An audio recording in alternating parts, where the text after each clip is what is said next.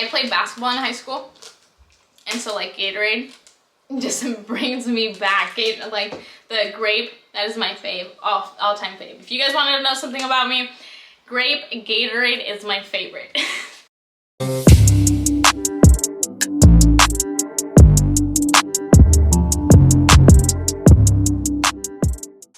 Okay guys, hi, my name is Jay.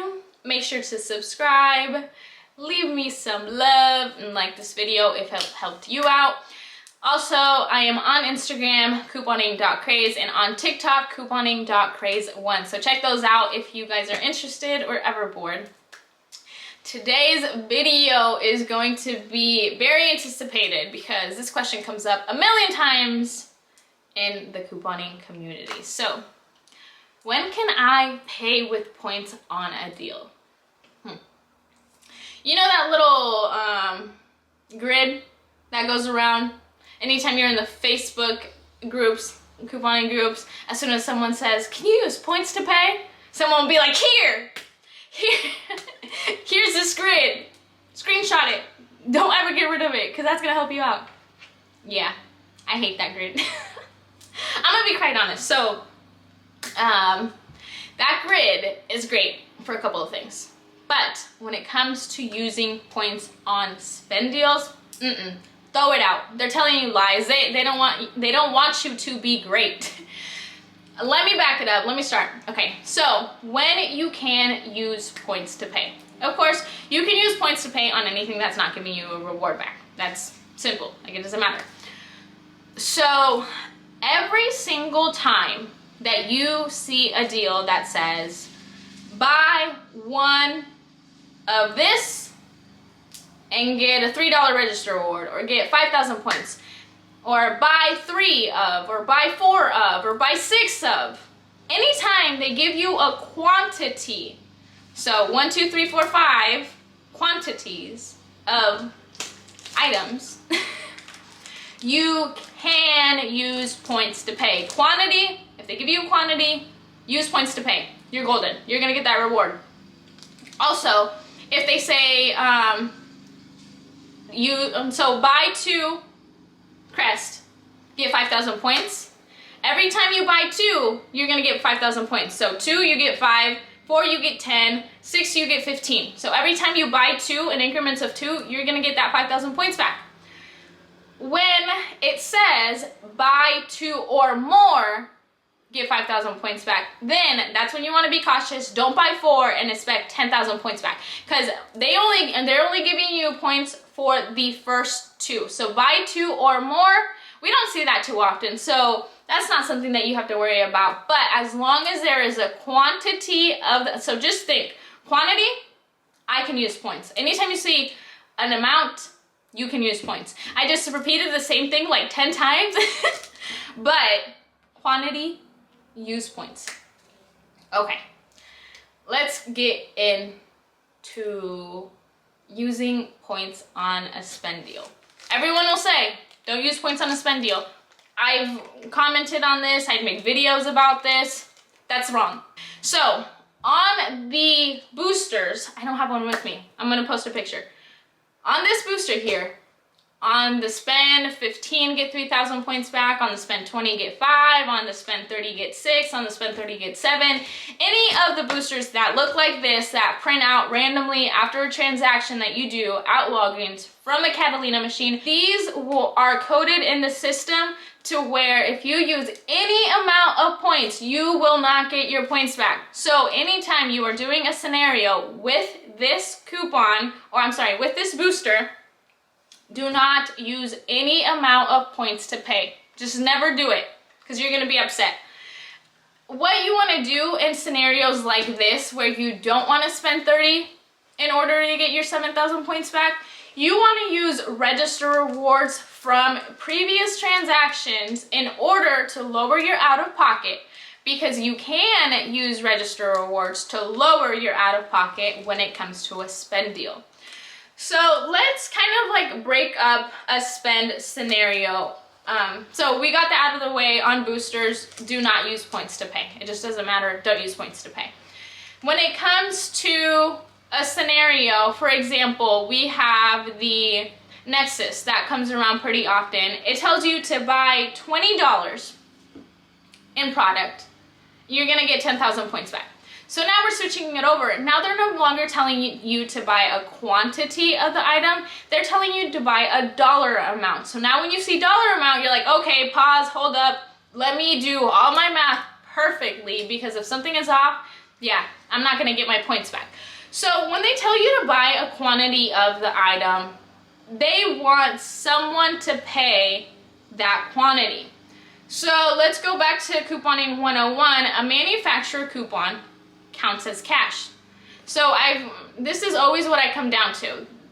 Walgreens does not care who pays the $20 or who pays your threshold amount for your spend deal.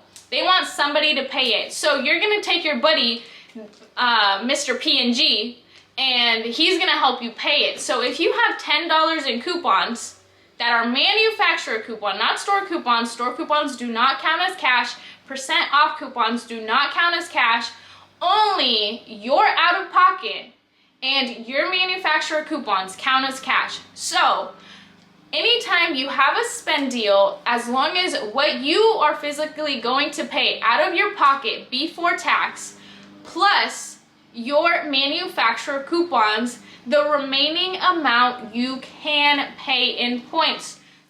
Okay, so I'm confusing myself talking about it, so I figured let's go ahead and get the whiteboard back out. I'm gonna write it down and then explain it to you guys. So basically, let's take it back. Let's think about our scenario being spend 40. Our threshold, let's just say our threshold is $40. We have to spend $40 in order to get 5,000 points back. Let's just go ahead and say that. So I'm gonna go ahead and write my threshold down. We already know what our scenario is looking like, so we know how many manufacturer coupons we have. So if I have a $40 threshold amount, and then in my amount of coupons, we're gonna add everything up, all my manufacturer coupons. Let's say it is $20 worth of coupons. I'm gonna take my threshold amount, which is 40, subtract that from my manufacturer coupons. It's going to tell me how much I need to spend out of pocket. So you will see the light because of the ring light, so let's see if that works better. Okay, so $40 is my threshold. I have a total of $20 in coupons.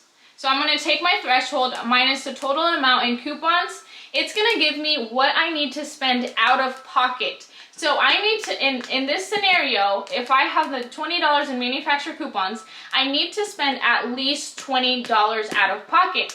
So now let's say that my total for everything, for my whole transaction, was 53. We're just gonna take a random amount. Let's say everything added up to $53. So now what you can go ahead and do is you have the $53, you got $20 in manufacturer coupons, you're going to pay $20 out of pocket at least. Subtract that, you have a total of $13 left. The closest amount you can get in points to this 13 would be 10. So I hope this made sense. You are able to spend $10 in points and still get your still get your 5,000 points back for spending 40. So now let's reverse the math that we just did. So to figure out how many points we could use in this transaction, let's reverse it. So we're spending, we're gonna use $10 in points. Our out of pocket is going to be 20 plus the leftover 3. So $23 out of pocket plus the $20 in manufacturer coupons equals 43. There you are. You are that ring light is gonna bother me. So there you go, $43 out of pocket between your buddy manufacturer coupon and yourself. Okay, so now let's think about let's do a different scenario. So on the Nexus is, our threshold is $20, right? Let's say we're picking up 2 of them, but we only have 1 coupon.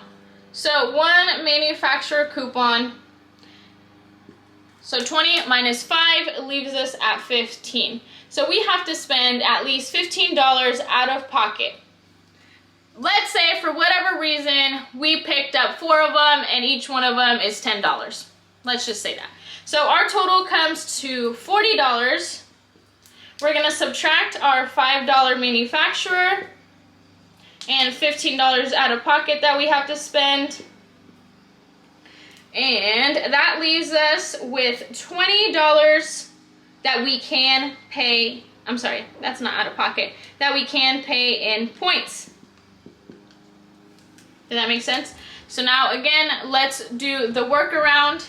So if we are paying $15, this is a pretty easy one because it's rounded. So if we're paying $15 out of pocket plus $5 in manufacturer coupons, it equals our $20 threshold, and we paid $20 in points. And so you still got that 5,000 points back. I'm sorry, the 10,000 points back. This is a lot of math. This is a lot of math. So if you get it, that's great. If you don't, it's okay, because I'm a math geek. So that's why it makes sense to me, maybe. But really, it just comes down to, as long as you're out of pocket plus your manufacturer coupons equals your threshold, the rest of that you can pay in points. I do have another visual explaining this, so I guess today I did equation. I do have another visual on using points on a spend deal, so check that video just right up here. That's all I have. I don't even know what I said at this point. I just explained it in a million different ways. But let me just go ahead and go back down to, if it gives you a quantity of the items that you need to buy, if it tells you buy 2, buy 4, buy 6, and get X amount of points back, you can always use points. If it says buy a dollar amount, buy $10, buy $20, buy $30, be cautious when you're using points. And then definitely, if you're new to couponing and you're not like too comfortable with doing math and you're just kind of nervous, I would stick to don't use points to pay until you feel a little bit more comfortable. Use register rewards to lower your out of pocket on spend deals. I've tried to show you guys in my last couple of videos, I did some register reward deals first.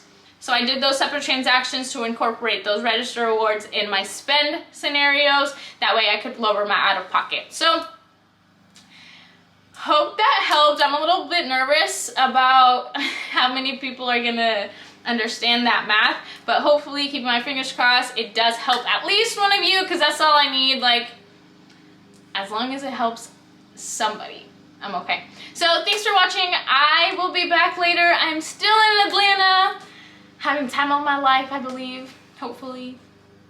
I'll see you guys next week.